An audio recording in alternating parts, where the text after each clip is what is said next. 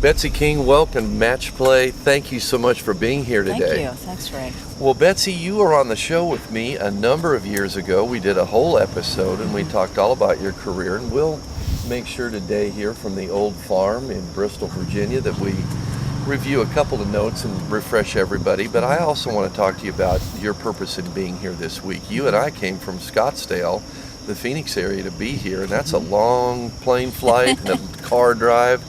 Tell me about why you're here today. Well, I'm here to support the Mountain Mission School, which this event today is benefiting, and I've learned a little bit about the school before I came here and since I've been here, and it was great. We had an event, a party last night, and the choir from the Mountain Mission School performed, and it's a school for children that oftentimes don't have parents, or for some reason they're not able to be in the home, and it's a residential education facility. It's really neat to see that from what we learned last night, 95% of the residents go on to college, and to think that that happens and that 95% of those graduate in 4 years. So once Wow. you're in that school, they really take great care of you and get you on to be a productive adult. And so important. And you know, golf and charity, all the years I grew up, and Dean Beeman was the commissioner, and then of course all the rest of the years I've been growing up, Right. Tim Fincham, who he's here today too, the commissioner. Golf and charity go together, and it seems like all of you golfers on the men and women's tours either have a foundation or you're involved in things just like today with the Mountain Mission kids. And I want to continue on that charity note, Betsy, and ask you about your charity, Right. your foundation, and what is really passionate in your heart, and that is Golf for Africa.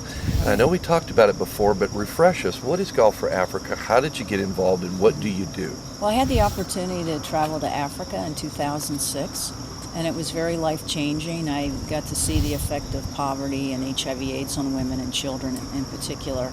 And there were about 12 women on that trip, and every woman that came back has done something in their sphere of influence to make a difference. For me, you know, I've been in the golf community for a long time. I know how charitable golfers are, and I said, well, I'm going to start doing golf events and dinners and luncheons and anything I can do to raise money. And right now we're raising money for clean water in Zambia, in Africa. I go there 2 or 3 times a year. I've been there twice this year. And we bring wells, hand pump wells to villages, and mechanized systems to schools and health clinics.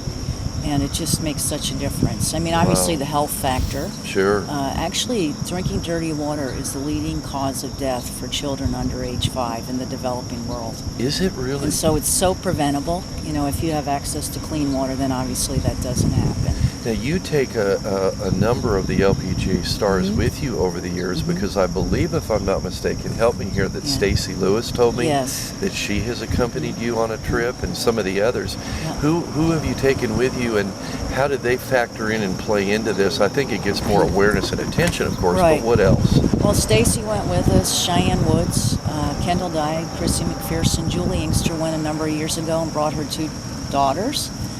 And I was talking to Lorena Ochoa here, and she wants to go next year. So it's been great. And the golfers personally, they've supported the charity. They've played in a number of our Golf for Africa events. We do a big golf event in March in Scottsdale around the LPGA Founders event. And we do one in New York. Next year it'll be in June. And then we do 2 luncheons, mostly women, but men attend too. They're called Strong Women, Strong World, because lack of clean water affects women the most, because it's women that are tasked with walking for water, or girls. And so, you know, girls are walking for water, then they're not able to go to school. So it's really been something that's changed my life, and it's become a passion for me to raise as much money as I can to make a difference. So wonderful, and thank you for doing that. Well, you did have a storied career, and now your career after golf is a new career in helping people all over the world and getting other important people involved in order to do that, and that's wonderful. Tell me about your greatest moment. Let's talk about your career for just a second. Sure. What is your greatest moment when you look back? I know you were a little slow. We talked about this before. Right. When you first came out, it took you a little while to get up to speed, but boy, when she did, you won everything in sight and, of course, Hall of Fame. Right. But What's one or two maybe of your greatest moments that you just pick right out of the air? Well, I think, first of all, my first win, as you say, it was about 6.5 years that I was on tour before I won. And really, once I won, I knew what it took to win. I mean, before I won, I thought I'm going to have to play perfect golf for 4 days to win on the LPGA Tour. And that's far from the truth. You know, everyone makes mistakes. You don't play well all 4 days. You just have to learn to score, recover from your mistakes. So once I won that first one, it seemed like the second and third came the same year. So the difference is conversion. Mm-hmm. Even though you may not be in the right position, get the Right. ball in the hole. Exactly, and that's what you have to do. When you're playing every week, you know, as an amateur, you don't play as many events, and you kind of try to peak your game you play one event and you have a month to prepare for the next event, whereas in, you know, professional golf, you're playing virtually every week. So you just kind of have to go with what you have and, you know, learn to score. You know, you can't win a lot of tournaments unless you can putt. Mm-hmm. And I'm sure all the guys that are here, along with Lorena and I, can certainly putt. And then the highlight, probably the best I ever played in the tournament, was I won the LPGA Championship by 11 shots one year. And that was probably the best that I played for 4 days. Yes, you did. If you look back over your career, both in and out of golf, we all make decisions, and especially the famous people. You make decisions because you're out there playing the game and you're grinding every week in and week out on tour. You make decisions in business because golfers and sports people, athletes, celebrities have business outside of their games, their sports. You look back on the decisions you made. Is there a decision that you made that was a wonderful decision and you're so glad you made it? Well, probably for me, it was my faith. I became a Christian when I was on the tour. I grew up going to church, but it wasn't a very serious thing in my life. And when I committed my life to Christ on tour, it was my third year on tour, it just helped to put everything in perspective. I mean, I still was a grinder, but I didn't live and die by what I did on the golf course, and that's very important. You know, you'll be a very unhappy person if you're living and dying by what you do on the golf course. It doesn't matter what level you're at, everybody has ups and downs. So your faith carried you through your career, and then after your golf career and on into your charity work. Right. What a wonderful thing to tell us, Betsy. Yeah. Thank you for telling us that. And so many others have told us about their faith on match play over the years. I remember Bernard Langer, who became a Christian when he was on tour, talked about how when he won his first Masters, he said he took the Lord's name in vain. And then his second Masters, he thanked God for his win.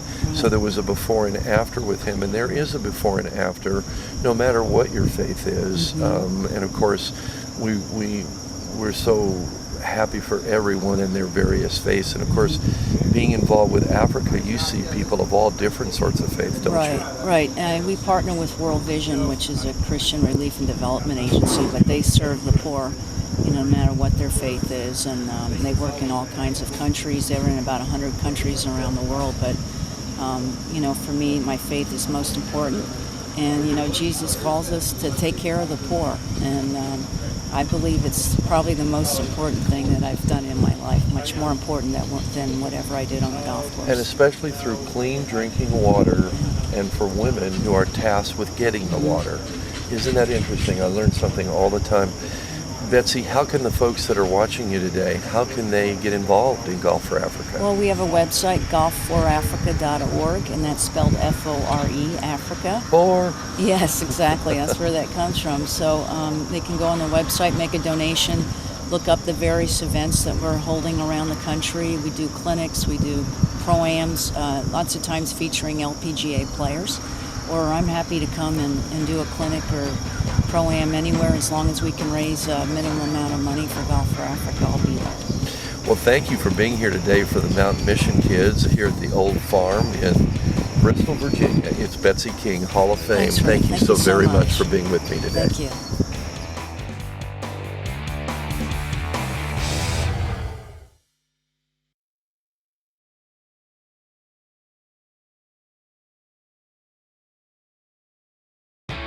Golf. Yeah, you love it. but we all know just how frustrating it can be. That's unless you were born with a golf club in your hand. The Legacy Golf Performance Center is a virtual golfer's paradise designed to take your game to brand new heights. Yeah, that high. Our certified and friendly professional staff utilizes all state-of-the-art golf technologies to help get you swinging and putting just like a pro. You got that right. Golfers, tired of getting your grip wet every time you drop your club? Keep your grip dry with Grip Dry. Just snap it on and your grip is safe from wet grass and sand, even toxic chemicals and fertilizers. Picking up clubs is even easier, and with clubs up and in plain sight, you'll never lose a wedge again. Grip Dry comes in lots of colors to choose from and can even be customized with your name or logo. Only $9.95 for a pack of 3. Order now and we'll double the offer with a second pack free. Elevate your grip, elevate your game with Grip Dry. Go to gripdry.com and order now.